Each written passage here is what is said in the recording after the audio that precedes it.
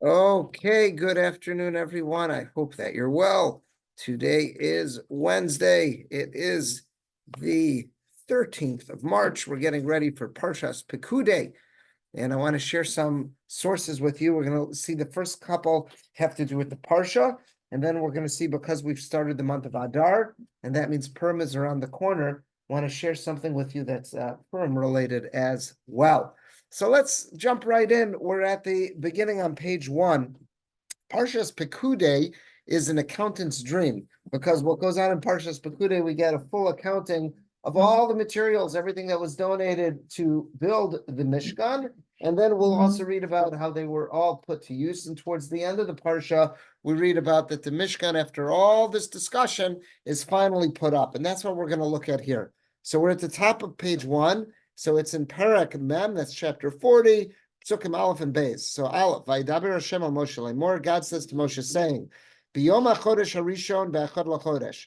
On the first day of the month, of the first month, which is Nisan, right? Nisan's called the first month. So that's in another couple of weeks. So at Rosh Chodesh Nisan, Takim es Mishkan Ol Moed. That's when I want you. In other words, we delayed. We're a little bit before that. The Torah doesn't tell us where we are yet. We'll soon see, according to the Medrash, where we were in the calendar. But Hashem says, I want you to wait until Rosh Chodesh Nisan to first set up the Mishkan and to put it into use. And that's when we read about the offerings that were brought by the Nesiim. Each day of the first 12 days were spent with the initial offerings that were the dedication offerings in the Mishkan. Bless you. So let's see. We're going to see a medrash that's going to talk about this, but in order just some background to this medrash, let's take a look at a pasuk in Tehillim. So we're on the second source on this page, the pasuk in Tehillim. It's in Perek Lamed Aleph, that's chapter 31, pasuk Yud Tes, verse 19. Te al mna sifsei shakar, let lying lips become mute, like an elaim is someone who's mute. So te almana sifse shakar, lips that lie should become mute, become silenced. Hadovros al tzadik asak, especially when they're speaking against a righteous man falsely. Begaiva vavuz. And this was done in haughtiness and disdain, meaning is that if someone is bad-mouthing a tzaddik, the pasuk says, David HaMelech says in Tehillim, let those lips go mute. In other words, let them be silenced. They will not be able to do this. Now that we know that pasuk, let's take a look at a medrash that has to do with our parsha. So our parsha told us that, again, Hashem tells Moshe, wait until Rosh Chodesh Nisan to set up the Mishkan.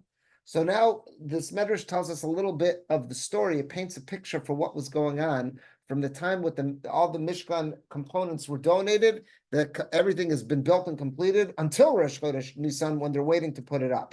So the Medrash says, it's in Medrash Shmos Rabbah, it's Nun Beis, that's 52, and it's paragraph 2, that's Beis. So Davar Acher, so here's another interpretation of how to understand these psukim. Te almana sifsei shaker. So he's quoting that pasuk from Tehillim that says, let lying lips become mute. That, what is David HaMelech referring to? Medaber b'Moshe. That was talking about the people who were disparaging and bad-mouthing Moshe. There were people speaking all kind of trash about Moshe Rabbeinu. What happened? When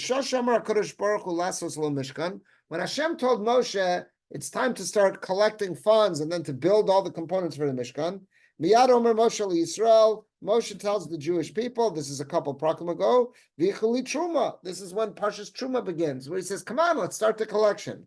Hay Moshe Ose b'Mishkan. So Moshe was very busy building the Mishkan, Vayu Leitzane Yisrael Omrim, and the Leitzanim, the scoffers, were saying, Efsher Shashchina Shor Al Yidei Ben Amram, come on. Could it really be that God's heavenly presence is going to come rest in this earth based on something that the son of Amram, basically that a human being is going to build something? This whole venture sounds crazy. You're telling me he's getting us to donate funds, and the ultimate goal is that God's presence is going to reside here? Come on. Amar Rabbi Yochanan. So Rabbi Yochanan says it goes more than that. Shisha Chadashim Hayotzik b'Mishkan. They were busy with the Mishkan for 6 months, and we'll soon see the math, how that works out. Shlosha Chadashim Shaso. 3 months were spent on the construction of it. Ushlosha Chadashim, and after it was already built, it says Kiflu. It was just all stacked up and piled up, and things were folded. Like after all that work, 3 months were this frenzied pace of building and making everything. and now it's all ready to go. It's stacked, piled. Stay. Even when the late son, the scoffers, saw that everything's ready to go, they're still scoffing and making fun of Moshe. No. Okay, so you had this crazy idea that we're going to build something that God's presence is going to live in it here on earth. And now you got us to donate. We donated, and look at that. Everything is stacked up. Everything you're dusting every morning to keep it nice and shiny because all the gold. You got all those beautiful tapestries and blankets that were made. They're all folded up in piles.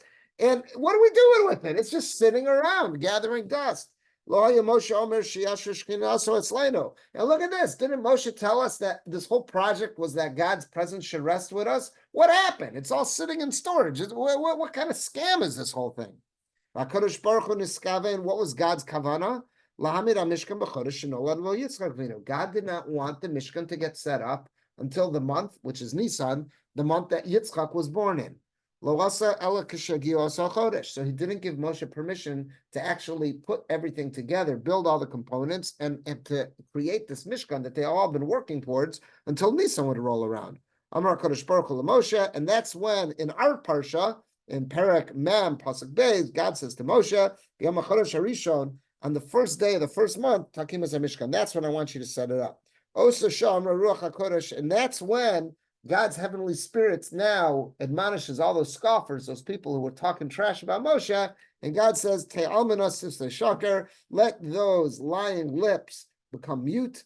What is that referring to? Osam Shemelitza Machar Moshe. All those people who were scoffing after Moshe, shame on you. That's what? So I would assume that, Dasan and Aviram are the famous ones that we know throughout the Midbar. They're not dead yet. That's not till Parshas Korach that they get killed and they get swallowed up. But we don't know. They're not identified. It seems as if there were some people. Right. This is presumably right after the Chet HaEgel. Well, it's a couple months later. They started building the Mishkan right after. The people that were involved with the Chet HaEgel, they're dead. They're gone. So there's people who were not involved with the Chet HaEgel. That's the Erev Rav. Correct. Now I don't know that all the Erev Rav was killed in the Chet HaEgel. I don't know. It could be there's some left, but we know Dasan and Aviram are here. They're going to make trouble until in Parshas Korach and Sefer Bamidbar, and they probably got some other people riled up too. We don't know. They're not identified, and we're not even told how many. And the reason I'm asking also is because we just had where the Nisim couldn't even contribute because everybody was so enthusiastic about this. So we're not told from this medrash how many scoffers there were. Yeah, but good point. We don't know who they were or how big of a chevra this was. But apparently the medrash says there definitely were some who were frustrated. They thought this whole venture was ridiculous. And then after it was all donated, it could be the people who donated. They're upset saying, we just donated all this. There was probably some people who just said, look, we're going to go along with this, but we think this is nuts. But everyone's doing it. We'll go along with it. And then even the people who donated are thinking, months ago that's the doorbell. Months ago we were finished with this. What are we? Thanks, Eileen. So months ago we were finished with this. Why aren't we acting on it? You just got everyone to donate all these funds. Why aren't you acting on it? Hashem has his reasons. He wants to wait till Nisan because that's the month that Yitzchak was born. But this is what the Medrash tells us. What was some of the backstory? What was going on when the project was underway and the waiting period until it actually was going to be built. That is what the Medrash tells us. Thank you, Eileen. So that's what the Medrash tells us. I'm going to tell you that combination on the side door, so you'll never have to worry about that. No, don't you worry. This one for you. You'll never have to worry about that door fob again. It's a simple one, remember. So that's what the Medrash tells us. Now we're going to see a perush. This is the Maharzu. The Marzu is one of the commentaries on the classical Medrash, and this Marzu is going to tell us just the math. What's the math? 6 months to build the Mishkan. What does that mean? You'll see it all adds up. He says, Gimel Chadashim Haya Osek. So we're now on the bottom of page 1. So the Marzu is telling us just what's the math? What does it mean that it took 6 months to build the Mishkan? 3 months they were busy making everything. There was the donations and they were busy making everything. And then another 3 months, it's all finished, stacked up in piles and everything's folded up, waiting.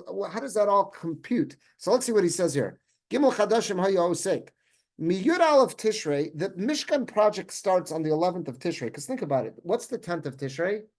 Yom Kippur. What happened on the first Yom Kippur in Jewish history? Moshe comes down with the second set of luchos and he says, Salachti Kibracha. God forgave you. So Yom Kippur was the day of Kapara. So the day after Yom Kippur, that's when the whole Mishkan project starts. So in the 11th of Tishrei, Ad Echad B'Nisan, the whole Mishkan project goes on from the 11th of Tishrei until Rosh Chodesh Nisan. That's when they start, that's when they're told in this week's Parsha, that's when it's going to be put together. Shukam HaMishkan. Vanadava, when did the donation period take place? This is wild. Heviu B'Beis Yamin. The whole donation period was 2 days. All it took was 2 days because everyone was so enthusiastic. What? Just like magic campaigns. Right. You got a 48-hour window. That's funny. The matching charity campaign, cause match. Yeah, that's funny. That is funny. I didn't think of that. That is funny. So he says it only took 2 days. Everyone was so enthusiastic to donate. The whole donation period was 2 days. That means Yud Gimel B'Tishrei. That means in the 13th of Tishrei, Shana Aleph, L'Yitzias Mitzrayim, the first year when they left Egypt, Hischilu Lasso. That means they got to work because all the material were donated in 2 days. That means the 13th of Tishrei was when they actually got to work. Hooray, Vav Chadashim. So if you do the math, until Rosh Chodesh Nisan, there'll be 6 months, Pachos Yud Aleph Yom, minus 11 days. Because again, they only started the campaign on the 11th of Tishrei. So the 2 days of collection is included in the 6 months of the construction period, because donations are included in the construction period. So this whole thing is 6 months. So it's really 6 months minus 11 days. They call it 6 months because you're rounding it off. It's taking place in 6 calendar months. In other words, and we'll count them out for you. So starting with Tishrei, in other words, there were 6 months where the Mishkan project was taking place. That doesn't mean every day of those 6 months, but it means during those 6 months minus 11 days, that's when this all was taking place. And now let's see. And now when the Medrash says Gimel Chadashim Asau, the first 3 months was involved in the construction. What does that mean? He says Lo Matzasi Remez Bezeh B'Pasuk. You don't find anything in the Psukim that tell you this, that 3 months was the construction period, and then it sat and waited for 3 months. So he says, where do we find this? He says a different Medrash. Levad Zeh Matzasi B'Piska. He found this in a different Medrash known as the Piska, Parak Vav Sifhei Zel Shano, and this is something you may be familiar with from Hanukkah time. It says, B'chav Hei B'Kislev Nigmar HaMelechas HaMishkan. They really finished everything that they needed to do on the 25th of Kislev. But God says, I want you to wait 3 months until Nisan to put it together. Yeah, 3 months was all it took because they were working. There was a single-minded focus. 2 days was the donation. Everyone, all the artisans were working, weaving and the hammering. Everything is going on. And Chav Hei Kislev is when they were done. What is Chav Hei Kislev associated with? Hanukkah. So he says that it was really originally done on Chav Hei Kislev, Nigmar, Melechas Mishkan. Vasa Mekufal, and they folded everything up, they stacked it up, and they left it in piles, Adafad B'Nisan, Shekima Moshe, until the 1st of Nisan, which was 3 months later, when Moshe was ordered to put it together. Chol Shai Mekufal. So according to this Medrash, what does it mean? Those whole 3 months, when it was all folded up and in stacks, Yisrael milamelin or misonim. There were Jews who were complaining, saying, "What's the delay? It's finished. Let's get it going." Al Moshe, lamalo hukamiyad shema yirabodofi. Maybe there's a scam. Maybe there's something going on. Maybe Moshe got confused. Something's wrong here. Will you just put us on this full speed ahead campaign to collect the funds and build it? It's done. It's Chav Hei Kislev. Let's get going. Why are we waiting? Shechashav la'arev. But what was God's cheshbon? God wanted to mix la'arev simchas hamishkan. As we saw in this Medrash, God said, I've got a good reason why I think it's appropriate for the Mishkan to be built, to be put up for the first time in the month that Yitzchak was born. So if this is true, now I've got a source, the Marzu says. Now I've got a source that Chav Hei Kislev was done. So he goes, now the math all makes sense. Me'ata, according to that Piska, Hifsid Kislev, the month of Kislev felt a little gypped, because this should have been the gift for me in the month of Kislev when the Mishkan went up. So how does God repay Kislev? Hanukkah. That's something we may be familiar with, that Medrash from Hanukkah time. So Me'ata Hifsid Kislev, that should be Shenigmar Bo. Shenigmar Bo. Okay. I don't know what that is. Okay, it should be really the month of Kislev lost because it was finished in that month, and that's when it should have been put up. So Mashilem Lo. So how does God repay Kislev? Chanukah's Beis Chashmonai Yishai b'Chav Hei b'Kislev. That's a tradition we have about something special, Chav Hei Kislev. Why did God pick that date? That was a way, finally, because hundreds and hundreds of years earlier, Kislev was kind of gypped. Kislev deserved to have the Chanukas HaMishkan, but instead it missed out. So God says, don't worry, you'll have a Chanukas Beis HaMikdash taking place there. So that's He plans the finding of oil. when it had to happen in a certain month. Why did God orchestrate it that it happened in that month of any other month of the year? Because I needed to pay back Kislev. It could take God hundreds of years, but everyone gets their due, even a month. Okay. Now, so he says, now the math all makes sense. V'cheshbon gimel chadashim. So what does it mean 3 months? There were 3 calendar months where Jews were involved in building the Mishkan. Meyud gimel Tishrei. That starts at the 13th of Tishrei, because that's when the funds were all collected in the first 2 days, right? Moshe announces starting today on the Yud Aleph, the 11th of Tishrei, we're collecting. So starting on the 13th is when we get to building.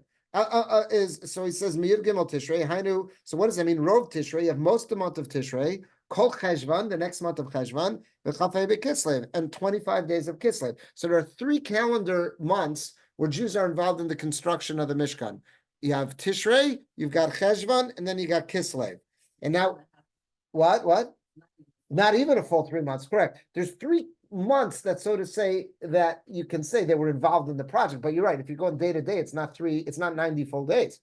So V'asa Mikufal, and then it was folded up and it was stacked up in storage from and it was folded up in storage Mikislev from the 25th of Kislev, Sheno Choshev, and it goes because Kislev is already one of the construction months, so you don't count Kislev as a folding up month. So now you Choshev. So which months do you consider the next 3 months? Is Teves, Shvat, and Adar. So for the next 3 months, which is Teves, Shvat, and Adar, the Mishkan sat, even though it was completely built, it just sat and nothing was taking place with it. So that is the math. So the math all adds up beautifully. That's the Marzut puts it out. So let's just, again, before we move on, let's just make sure we have this medrash. The medrash told us that Moshe was involved building the Mishkan, and there were some scoffers. There were some people who were giving him a hard time. They were yanking his chain from the beginning. Some people were saying, we don't believe in this whole project. We can't believe a human being is going to build something that God's presence is going to reside in. Everyone goes ahead with the project anyhow, but that doesn't mean that there weren't some scoffers. And then even those who may have been believing, they get disheartened from the 25th of Kislev. The next 3 months, it's just sitting there. It's gathering dust. You told us run full speed ahead, build this project. And what are we doing? We're not doing anything. It's just sitting. What are we waiting for? People were upset. And that's what the Medrash says. That's what the verse in Tehillim is referring to. Te'alman osif se shakar is that let the lying lips become mute. Hadovros al tzadik asak, who are speaking against a righteous man falsely. That's the people who are ragging on Moshe. I see here in the chat that Tanya Addis had an awesome point. Is that what did this Medrash say according to all this math? That again he comes down on the 10th of Tishrei, that's Yom Kippur, and he says God's forgiven you. And on the 11th of Tishrei, they start the project of building the Mishkan. What do we start building on the 11th of Tishrei? Sukkos. I never thought about that. Tanya just texted that in. Isn't it interesting? On the 11th of Tishrei, we also get involved in it. Look how the Jewish calendar, that's no accident. Look how the Jewish calendar, I never saw that. Excellent point, Tanya. Thank you very much for sharing that. That what an awesome point is that it's not one-time events. It's cyclical. It comes around the same way. Yom Kippur was designated as the day of Kapara because that's when God said Salachti. And that's why every year when it rolls around, that's the day that's designated for Kapara. So now the 11th of Tishrei is designated for building. That's why when Yom Kippur ends, the minhag is we start to do a little something for your sukkah. Even that night of Yom Kippur, throw a piece of schach on something like that. That's what people do. Excellent point. Thank you for mentioning that. We are now going to the Be'er Yosef on page 2. We've quoted him a couple times in the past year or two. This was Rav Yosef Salant, who lived in Yerushalayim. He was from the family of Rabbi Shmuel Salant, who was a famous rabbi of Jerusalem for many, many years. So Rav Yosef Salant, I think I looked it up, and he passed away in, I think, 1970s in Jerusalem. And they printed many of his beautiful Torah thoughts. So we're going to see here on the bottom of page 2, you'll see first he quotes that whole medrash. We're not going to read the whole medrash again because he quoted that, but we'll see what he does. He wants to understand what was the point. Why did God do this? Why did he torture Bnei Yisrael like this? He says, build, run full speed ahead and now wait. You know, they say in the army, you speak to anyone who's ever served in the army, it doesn't make a difference. It's the American army, the Israeli army. They'll say it's 99% boredom, punctuated by 1% of absolute excitement, thrill, chaos, however you want, or terror, however you want to, put that. But most of the time, that's what they call it. Hurry up and wait. Hurry up and wait. Is that hurry up, hurry up? Now they're waiting for something to fall into place till they're put into action. So that's what they'll say. There's just, and you speak to anybody, it doesn't make a difference what army they were in, what point in history. That's what you always hear about, this hurry up and wait. So basically, the Be'er Yosef or Yosef Salat's going to say, what was God hoping to accomplish with this? Why did he put us through this? You already see here that he's chastising all the people who are giving Moshe a hard time. Okay, good. They deserve a tongue lashing. They deserve to be tongue wagging, whatever, a finger wagging. They deserve to be scolded. I get it. But in God's great scheme of things, why did he do that? Why did he tell us, hurry up, hurry up, hurry up, and now wait on it for 3 months to put it together? Okay, because you want to tell me because he wants it to be built in the month in Nisan to put up the first time. That's when Nisan. Okay, so don't have the project get finished in 3 months. Delay it. Let the project last longer. It was important. They got to start working right after Yom Kippur when he said you're forgiven. I get it, but why did it have to be that they finished so fast? Delay the process. Slow it down. 3 months is a rapid time, and now that gives room for people to start giving Moshe, hassling him and yanking his chain. Who needs that? Let this project go in a slower event, and now it'll make sense why it's put up in Rosh Chodesh Nisan.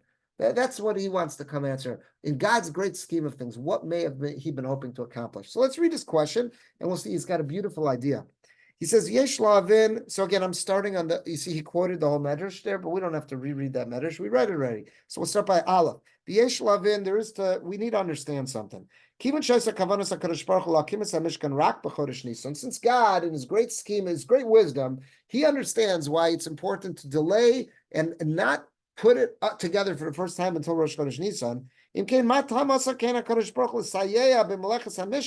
Why did God give this heavenly help? In other words, it didn't make sense how they finished this all in 3 months. As Cindy said, that's a very rapid amount of time to finish this whole project. Obviously, they had the siyata d'shmaya. God helped them out here. So why did God offer his heavenly assistance? Why did he it was miraculous to allow this all to happen in 3 months. What was the point if they got to wait to have it built in Nisan?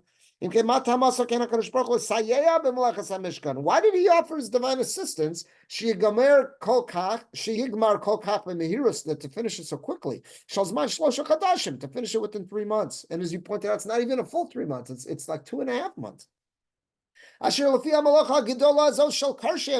you think about those massive beams, and the sockets, and all the craftsmanship of those curtains and the tapestries, paroches and kliya mishkan and all the vessels, ha'aron, the ark. This was extremely complicated stuff. Hakaporas imakruvim, the covering of the ark with the cherubs, that was so complicated. Mase miksha, and they weren't separate. It was all from one solid piece of gold. That was so much work. There's no way they could have got this all done in 3 months unless there was divine assistance. The menorah, now think about how complicated the menorah was. Shulchan, and then that table for the lechem hapanim, v'mizbachos, the 2 mizbeachs, v'amudei achatzer, v'akloim, all of the beams and all of the curtains.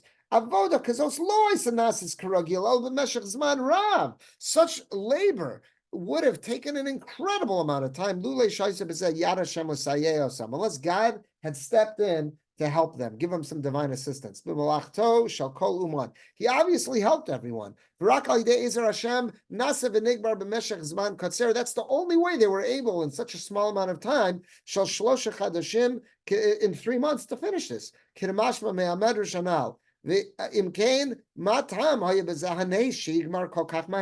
Why did God cause it to be finished so quickly? This caused by the fact that they got this 3-month window now between the time it's finished on Chafei Kislev until it's going to be hukam, until it's going to be put up on Rosh Chodesh Nisan. This now energizes the scoffers to start giving Moshe a hard time. Why are we twiddling our thumbs? You're letting all the components gather dust. Everything's folded up. What's going on, Moshe? What happened to your plans? Now they're all saying this was all for naught. You got us donating money and working like dogs for nothing. Why is Hashem giving them the opportunity? They only had these complaints because Hashem gave them siyata d'shmaya to finish so quickly. Don't give them the siyata d'shmaya. Let it drag on for another 3 months. Achrei shakol nigmar, v'munach mekupol, and it was all sitting around stacked and folded. Vein mekimeno so shetishra shechina v'socho. So that good question. In God's great plan, why was it so important? So here's his theory. Ki yadua min midrashei Chazal. We know from the midrashim. Chazal tell us in the midrash, and he says he brought it down earlier. Shamishkan haya kapara al avon egel. The Mishkan was meant to atone for the sin of the golden calf. If you look into the sin of the golden calf, Kfar Kaswa Rishonim, all the original commentators, right? Sefer Akuzari, you'll find it there. Chenza Kaswa Avram Ben Ezra, so the Ibn Ezra, Ramban, Shekavanasam Haisalasos Ezedavar Muchashi, Shetishre Shamashchina. What was the goal with Egel Azav? They said we can't operate having this concept that there's this divine force out there that's not tangible. We need something tangible for the divine presence to rest on. And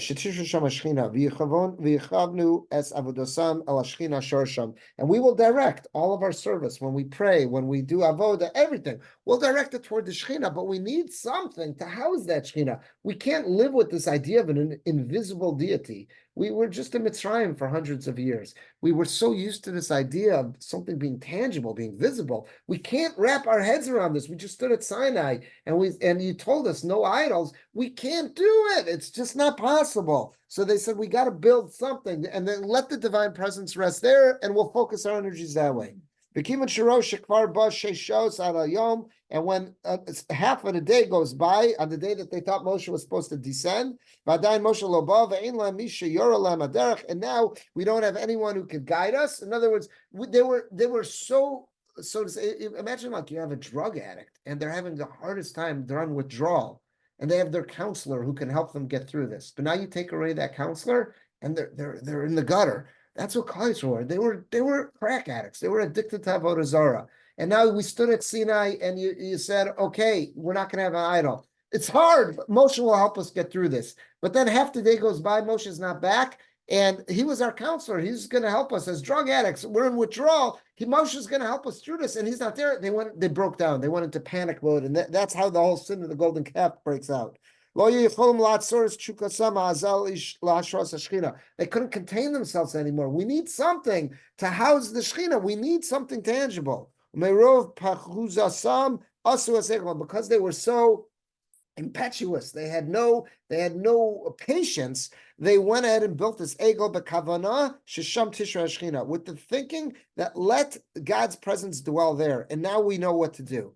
Uvacharu b'shor. Why did they pick an ox? Why did they pick something from the ox family? Shehu echad me'achayos hanosos akise. Because the ox, this is I think the way he says, the Kuzari says this, the ox is one of the animals that the Navi tells us under the Kisei HaKavod, I think it was the vision of Yecheskel, that under the Kisei HaKavod, God's heavenly throne, there was a number of different animals, so to say, were depicted there. One of them was the ox.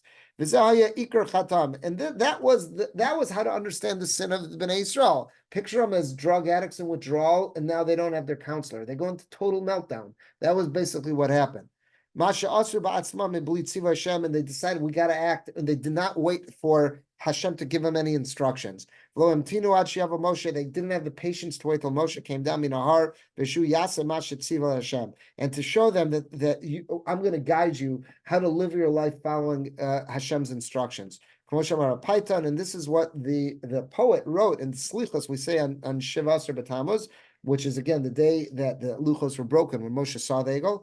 Leroi lo himtanti, that you did not wait for my shepherd, meaning God says you couldn't have the patience to wait for my shepherd, meaning Moshe, to come down shesh. You couldn't wait for him to come down for 6 hours, v'nishtabru aluchos, and that's why the luchos were broken.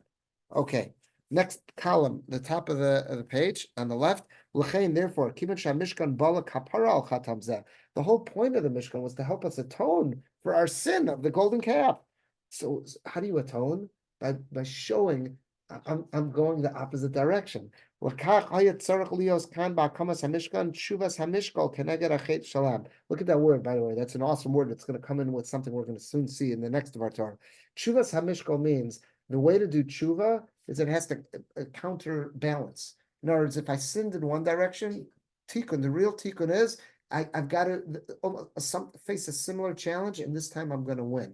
So that's what he calls chuvas hamishkol. So, because think about it, a scale of justice, right? The two scales, they got to balance out. So that's how we do tikkun. That's how we're misaken. That's how we correct when we've blown it. What did we do wrong when it came to the Egel? We were impetuous. We had no patience, and we acted just in a state of chaos. We said we need God's presence, but we're not stopping to think and follow instructions. We're not having any patience. We want God's presence. We want it now. I'm going to act based on what I think, what I want. We believe Sivashim without Hashem's instruction. That's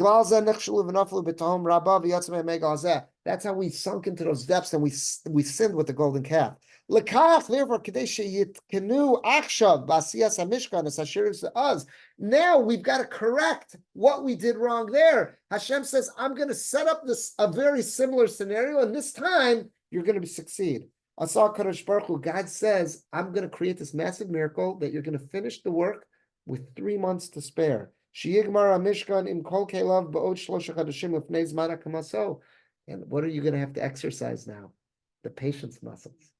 This whole was an exercise in patience. This is our tshuva. This is the tshuva that Klal Yisrael is going through. It's all stacked. It's all folded. So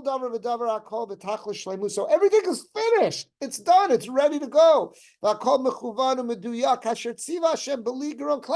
follow the instructions. This time we followed. We got the manual. We followed it. These are the tools necessary for God's presence to rest in our midst. Everything is ready to go. And what do we need to exercise now? Patience. That's our tshuva. What a beautiful idea. Hashem wanted that every day we should be waiting with bated breath. We should be like those, you ever see the athletes at the starting line, ready to start the race? You're just ready to go. They're revving their engines, whether it's the runners or cars, they're revving their engines. God is setting us up, ready to go, revving our engines. Because we want nothing more than God's presence. And now we're going to do it right. God wants 3 whole months to go by until we finally hear, boom, the gun that's fired for the racers to start, for all the runners to start. Only then will you build it. And only then will my divine presence rest in your midst. God wanted us to learn and to finally get through our skulls. We don't do anything, whether it's great or small, even if we have the best of intentions, unless we're following God's instructions. Those 3 months were torture for Bnei Yisrael, and they forced us to step on the brakes. For 3 months, Bnei Yisrael stood on their brakes and said, we're not going to be independent. We're going to follow through on God's instructions. They had to swallow their great desire and swallow their passion. It was burning in their hearts. That was burning like flames and was saying Lomar, and they were saying, Mishkan, when will the Mishkan be set up? And when will God's presence rest on it? Nothing's missing, it's all here. We do not have permission to move even the smallest iota until we receive God's instructions. In effect, for 3 months, we had the strength, the willpower to squelch our desire, and to calm our hearts for 3 entire months. And we had to exercise incredible patience until Nisan rolled around. That's when they finally merited hearing from Moshe Rabbeinu. God gave instructions. He just fired the pistol. Now we're ready to start. That's when the flag goes down for all the cars to take off. And finally, when the Mishkan was set up, finally, we repaired and we were able to atone our sin. We were finally able to atone for our earlier sin, that we sinned based on our lack of patience, our impetuousness, and the fact that we just jumped into action in a chaotic fashion without waiting for our instructions from on high. L'kavana zu, and it was for this intent. Asa HaKadosh Baruch Hu shesayeya biyadam b'avodas hamishkan shigmar b'meira. That's why God stepped in and did a miracle to help us finish building that mishkan in an incredible jiffy amount of time. V'yamunachu mekupal, and now we're turning the page. We're on page 4, and it all stood stacked and folded meshech zman shel shlosha chadashim for the next 3 months. Even though that gave grounds to some people, I don't know how many, maybe it was just a couple, to start mocking and scoffing at Moshe Alzeh, Kedisa b'Medrash, like the Medrash we saw, Aval Yisharim Darchei Hashem, but God's ways are just. In the big picture, he said this was more important. You're right, this did cause some people to scoff, but it was more important for the mission of Klal Yisrael to achieve full kapara. We had something to correct. It's like we were in a cast. Someone who breaks their arm, they're in a cast. That's to correct the break. This was our restorative, our reparative process, and we had to go through this therapy. We were in therapy basically for those 3 months to go through this therapy to get this out of our system. God's ways are just. The righteous will walk in them. And that showed us how to be metakein, how to correct, and how to fix our actions to finally act for good. What a beautiful idea. I love that. I thought that it fits like a glove. Final one. There are other times that they said, and this is a kapara. Well, we have this idea that the Cheda Ego was so serious that every time throughout history, whenever we're punished, there's a little bit of that punishment is still there because God said, if I give it to you all at once, it's just gonna, it's gonna destroy you. So we achieved all the atonement God said we could, but still such a terrible act. It can't totally vanish. So he says throughout history, whenever there's a punishment, there'll be something in it, some degree of that zetz, some degree of that smack we receive is still for the Cheda Ego. So I thought that's beautiful. Now, what he wants to do in the next small piece, we'll do this quickly because I want to get to the next. Oh, no, I don't think we'll have time because I want to get to the next piece. I'll speak it out though. In the next piece, he says that's all beautiful, but what was so important about Nisan? What is the Medrash says it's so important that God wants to have it that the whole we're waiting we're specifically for Nisan. Why wasn't it a month earlier, and let it take place in Adar? Why wasn't it a month later? Let it take place in Iyar. What was it about Nisan? Because that's when Yitzchak was born. And what's so special about Yitzchak? We have 2 other Avos. We have Avraham, we have Yaakov. They were born in Tishrei according to the Gemara. So let it go for a couple more months until Tishrei. What was it so special about Yitzchak? And when he says what was unique about Yitzchak, what's Yitzchak known for? What test did he pass with flying colors? Akedas Yitzchak. What happened with Akedas Yitzchak? He said he followed the Ratzon Hashem. This is God's will. And again, look how this all fits along the same line. He goes, I don't understand it. This is God's will. And not just that, he allowed himself to be bound and he allowed himself to go on that Mizbeach. If it wasn't for God's intervention, he would have allowed himself to be shechted. What is the kavanah? What's the thought process we're supposed to have when a korban is being brought, according to the Ramban, Nachmanides, and others? What are we supposed to think? I really deserve to be on that Mizbeach. That looks a lot like me. Those animals have all the same limbs. Those land animals that get put on the Mizbeach, they've got arms and legs. We call them front quarters and hind quarters, but they're arms and legs.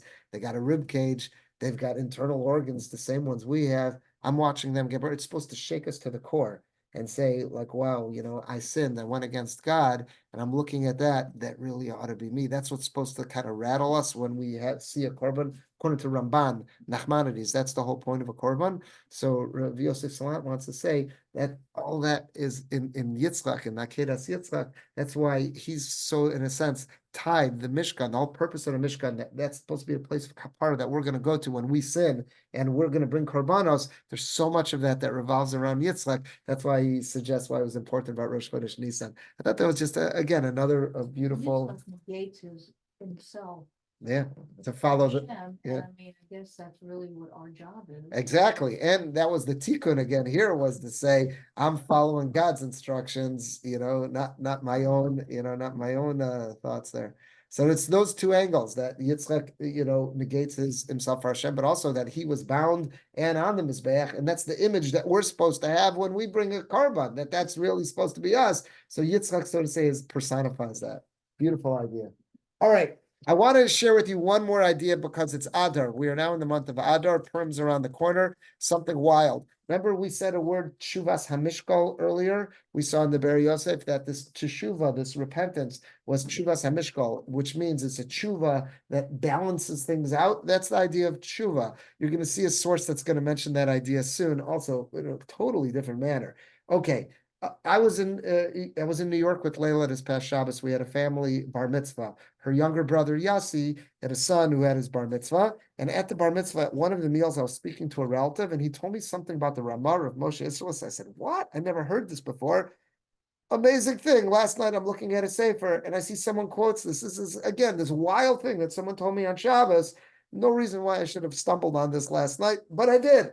God, talk about hashkacha prata siyata d'shvaya. He wanted me to share this with you. So here we go. So let's see. Here's the Ramah, bottom of page 4. This is the Ramah. You'll find this in your Shulchan Aruch. It's in Hilchos Purim. So the Ramah is talking about when the Megillah is being read, some of the minhagim that we have at the time the Megillah is being read. There's certain verses we all say out loud together. So that's where the Ramah is talking. And now he talks about the idea of making noise when Haman's name is mentioned. So he says, Od Kasvu. So he says, early Ashkenazic sources tell us something else. Shenago atinokos, there was a custom that was common amongst kids.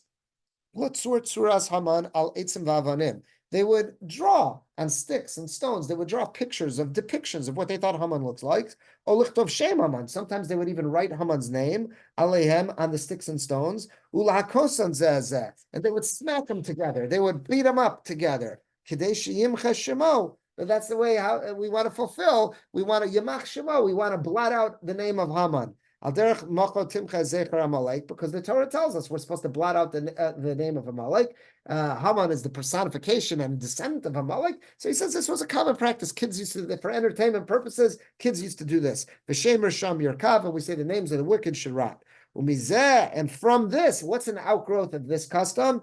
Nishtarveva minhag. That's how the minhag developed. Shemakim Haman. The Avud Raham writes this. The Avud Raham is one of the early Sephardic Rishonim who wrote on the Jewish calendar and the Siddur. The Avud Raham writes that that's how the minhag developed. Where did it come from? That get the Haman, people plot. That all started because that was what kids used to do to fulfill Timcha Zecher Amalek. And now the Ramah throws in, he ends this by saying the following, quoting from the Beis Yosef. Whenever we come upon an authentic Jewish custom, again, if it doesn't violate halacha, there's some customs that have crept in that you'll find our commentators say that's got to stop. Something's not right about that. But if you have an authentic Jewish custom that does not violate halacha, don't be mevatel, don't nullify it. Olilagolav, don't mock it. We have faith in our ancestors. They did not set up minhagim just for naught. There was something going on. Whether they thought it was going to be a good educational lesson, there's a reason why we kreplach at different times of the year. There's supposed to be a message that's said through the foods that we eat. Think about how many conversations are started based on the food. So much of our Pesach Seder, as we say, matzah zu shan ochlim, we engage the kids by saying, these foods are here, they create a conversation. Marer zu shan ochlim, why are we eating this marer? Al shuma, and then we say the story. It's an opening to say the story. Hamantashen are an opening to say a story. Kreplach are an opening to say a conversation. All sorts of different food. Latkes, Hanukkah time. How many conversations about oil get started about latkes and sufganiyot? That's what he's saying. Don't mock any of our Jewish customs. They were not started by fools. Our ancestors knew what they were doing. They knew that these play an important educational role in Klal Yisrael. We're going to see something about this that the Ramah. We're going to need 2 more minutes. I'm sorry. Is everyone okay for 2 more minutes? Okay. So here I just have a brief bio. Rabbi Akiva Yosef Schlesinger. In a certain sense, he's a grandson of the Chassam Sofer. Why? Because he's a student of the Chassam Sofer's son. The Chassam Sofer had a son who was known as a Ksav Sofer. He had a son, Rabbi Binyamin Sofer, who took over, who succeeded his father as a rabbi in Pressburg and the head of the yeshiva. One of his students was Rabbi Akiva Yosef Schlesinger. So in a sense, or Schlesinger, I don't know how to pronounce it. I don't know if he's a descendant. I want to ask the Schlesingers if they're ever looked into this. But he was Hungarian. So he would have been, so to say, a grand student of the Chassam Sofer. So he wrote a sefer called Lev HaIvri, which literally means the heart of the Ivri, the Jew. And it was basically the Chassam Sofer, before he died, he left an ethical will at Sava. So he wrote, this Rabbi Akiva Yosef Schlesinger, who was a grand student of the Chassam Sofer, he published a copy of this will as well as a commentary on it. And his commentary is basically, he's using the Chassam Sofer's will as basically using this to speak his mind about any issue that this might reflect upon. Look at page 5. On page 5, we're going to see something from Rabbi Akiva Yosef Schlesinger in his Leva Ivri. It's on page 8 in the. I'm only aware of one printing, and it's note 1 at Aleph there. Okay, he tells us something about the Ramah, something he heard, a tradition that was going around in Hungary in the 1800s about the Ramah. Now, again, the Ramah is living in the late 1500s, so it's 300 years later. Can I tell you that he heard this from someone who heard of it? I don't know, but he's saying this was the word around the water cooler about the Ramah. He says he's not just writing something was above him. This must have had some legs to it. Again, I can't authenticate it, but he's saying this was the word in Hungary. What I'm about to share, something happened with the Ramah. Wild. And this is what this relative at the bar mitzvah started telling me on Shabbos last week. I said, what? I never heard anything like this. I can't explain it. I stumbled on it last night. Here we go. Od Shamati Maisa al Ramah. I heard the following story. Growing up as a yeshiva bacher here in Hungary, I heard, I don't know if it was in the Chassam Sofer's yeshiva, he doesn't say where he heard it. Here's the story about the Ramah, Zal, Zichron Levracha. Kasher Bola Krakow, the Ramah's famous pulpit, was in Poland, was in Krakow. Hayasham Minag, they had what sounds like a very bizarre minag. Gotta slow down here, and we're gonna have to explain this. Asher Bezman Tvilas Mitzvah Shalisha, when a woman would go to the mikvah, it was mikvah night, Hayat Sarich Habal Mikvah. The Baal Mikvah means, technically speaking, the tenant, but here we're going to be talking about, it's obviously a man, so it's probably the mikvah lady's husband. So basically, the mikvah lady's husband, Lomar Labal Ha'isha, would say to the husband of that wife, meaning the next morning in shul, it sounds like the mikvah lady's husband would go over to any of the husbands who the mikvah lady said their wives had been to the mikvah last night. The Beis HaKnesses would go over to her husband and shul and say, Mazel Tov. It sounds a little odd, right? It sounds like it's a real breach in tznius, and it sounds like it's really lacking discretion. He says this was the minhag in Krakow when the Ramah shows up. Kasher bar Ramah zal the Krakow, when the Ramah shows to Krakow, he hears about this, he sees what's going on, he says, what? This is such a breach of tznius, this is so out of line. Amar vada minhag zeh minhag boros. This is a disgusting custom. You're giving a person an attaboy, giving him a slap on the shoulder, saying Mazel Tov the morning after his wife goes to the mikvah. V'chatzibis, it's chutzpah. What? He says, abolish this minhag. V'tziva labala mikvah, and he commanded, he put out the following instructions to people, the authorities who were in charge of the mikvah. Shevadei lo yasa kazaod. Stop it. This has to stop. This is disgusting. This has to stop. V'oso yam, the next day, Halach bala mikvah lashuk. I guess one of the people who's in charge of the mikvah goes to the market. Upaga bo ish echad. He bumps into a certain guy. V'sha'al labala mikvah, and this guy, this fellow asks the this owner of the mikvah or whatever the leader of the mikvah. He's beroges and he's angry at him. He says, "V'chi ein ani bala bayis? Am I not an upstanding member of the community? Kishar balibatim? Is there something? Did I not pay my dues? Why am I being treated like trash? Lama lo amarta li mazel tov. Why didn't you give me a mazel tov? The minhag here at Krakow's for years has been that the husband gets a mazel tov the next day, and I just bumped into you at work, at the market, whatever, and you don't say anything to me. What am I, chopped liver? I deserve a mazel tov. So Amrlo, so now the manager, I guess his wife is the mikvah lady, says to him, Amrlo mipnei beis devarim.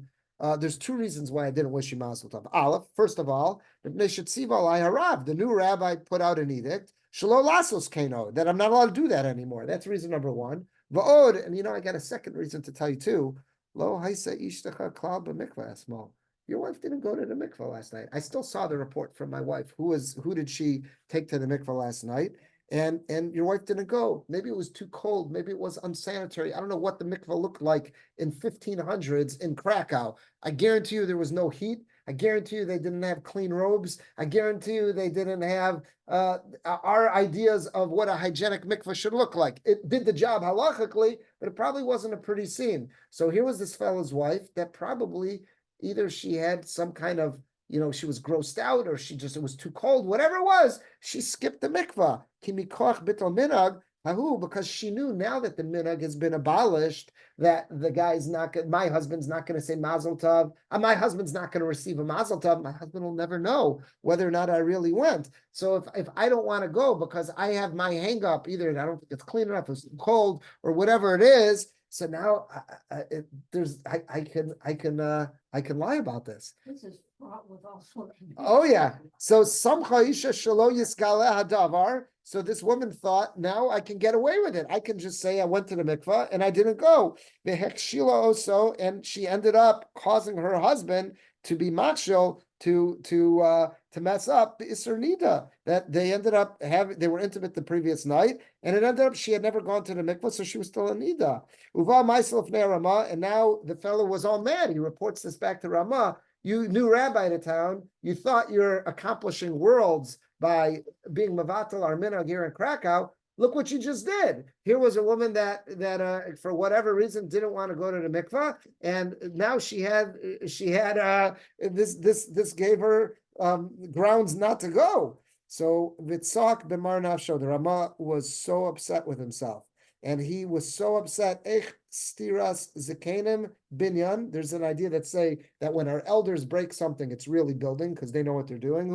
Ubinyan hanarim stira. When young people build something, they're really breaking things. Meaning, a lot of times us young people like to think we know what we're doing and we'll go ahead, but we're really breaking something. Whereas our elders, we thought they were breaking something, they were really building it. So it's a saying of Chazal. So he says this is a demonstration of it. V'kibo alav Ya'an, and he immediately accepted on himself. So he says, Chuvas Sheba Michshal al Yidei Bital Minag al Yidei al Yado, and he accepted on himself since an incredible tragedy happened because I was Mevatel Minag. So he says he accepted on himself Yasa Chuvas Hamishkal. He says, I have to now correct this. I have to be metake in this. How do I be metake in this? I broke a minhag. So how do I be metake in breaking a minhag? From now on, if there are good minhagim that are out there and they don't violate halacha, it's not for chinam. It's not for naught that they were there. So he says neged zeh. So what did he do? He says lekabetz kol minhagei Yisrael. He says I'm going to put a work together that's going to gather what are all the authentic Ashkenazic customs. And that's what prompted him to start writing his work on the Shulchan Aruch, the Ramah, where he wanted to record what were the authentic minhagei Ashkenaz. That's what he says. And this incident is brought down the Pinkas Hayashan in the old ledger. I don't know what that word is. Akrot the Kal Kehila Kedosha Krakow. So he says this is actually documented. This incident is brought down in the Pinkas in the old community of Krakow. That's wild. Absolutely wild. What? It sounds like that. It sounds like they did go. It sounds like they reverted back to this. Again, it does seem definitely bizarre. At some point, it obviously fell out of use because we've never heard of a community that's doing this. I've never heard of something like that. I mean, it wasn't easy to go to the mikvah. No. Maybe you had to travel 100%. And maybe you had to break the ice. There was no heat. Yeah, so there probably was some people who were reluctant. We have to give incredible credit to all the Jewish bubbies. They may not have had the knowledge of how important it is to keep. That's also true. The average Joe or Jane was not all that learned. You didn't have education the way we see it today. So basically, they may have had, for that time, there was a system that was in place to kind of safeguard this mitzvah because there were so many impediments in the way. Again, I don't know when this ever fell out of use. At some point, obviously in Krakow, it fell out of use because you never heard of this, and any Jewish survivors of Poland will tell you they grew up in Krakow. Oh yeah, let's bring Minhagei Krakow back. Here's what this fell by the wayside after some point. Obviously, either when the conditions improved, that there was heat, there was light, no more breaking the ice, or more education, whatever it was no longer relevant. So maybe they did away with it, whatever it was. But according to this story, and I don't know what to make of the story, this is what rattled. This is what doesn't say much for the women either.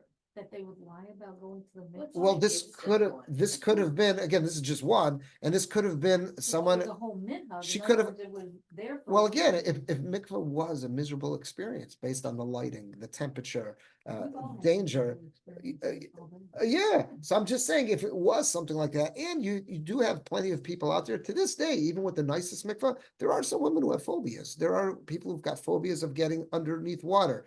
Layla told me she went to a mikvah attendance course. They had social workers coaching people how to get through various phobias. There are people who can't dip their head underwater. Nothing to do with how clean the mikvah is. Just can't be submerged in water. How to help someone in that scenario. There are people who just cannot deal with someone else in the room when they're undressed. It doesn't make a difference if they're staring at them or not. It could be based on some trauma they went through as a kid. Who knows what it is? There are people with some serious phobias out there that just mikvah is a traumatic, is a monthly traumatic experience for them. So it seems like this was something that was put into place in the 1500s, according to this story, that was going to try to help guarantee that people went. Maybe at a certain point, this was no longer necessary either because hygiene improved, education improved, conditions improved, there was water that was heated, all those things, made it that this was no longer necessary. But it seems like at some point it was. According to this story, this is where the Rama developed this, how important, this idea of how important it is to retain a minhag and not just dismiss something, People weren't allowed, like in Russia, they weren't allowed, Yeah. and people went, Mhm. they deserved them. 100%. Look, we had that story that we published in this past summer about that lady in Mississippi that was taking women in Clarksdale, Mississippi, to go tovel themselves in the muddy Mississippi River. That's incredible amount of Mesiras Nefesh. I don't know how many women would have done that. She somehow convinced them to do that. These were women who weren't being Shomer Shabbos. They were backing off from all their mitzvah observance. This Mrs. Ethel Abrams was taking them to serve as a lifeguard and mikvah lady all in one, to go dip in the Mississippi River. It's wild, but throughout history, our bubbies and going back further, they were really Moser Nefesh. They sacrificed a lot for this. Like my husband's great grandfather was a sofer, used to have to break the ice. Yeah. 100% to go to Tovo. Yeah. 100%. Mikvah wasn't always this wasn't. Yeah. Yeah. All right. So I think what I'm going to do is I want to thank everyone for joining. I want to thank everyone for joining. Thank you so much. At this time, what I'm going to do is I'm going to stop the recording and I'll open it up.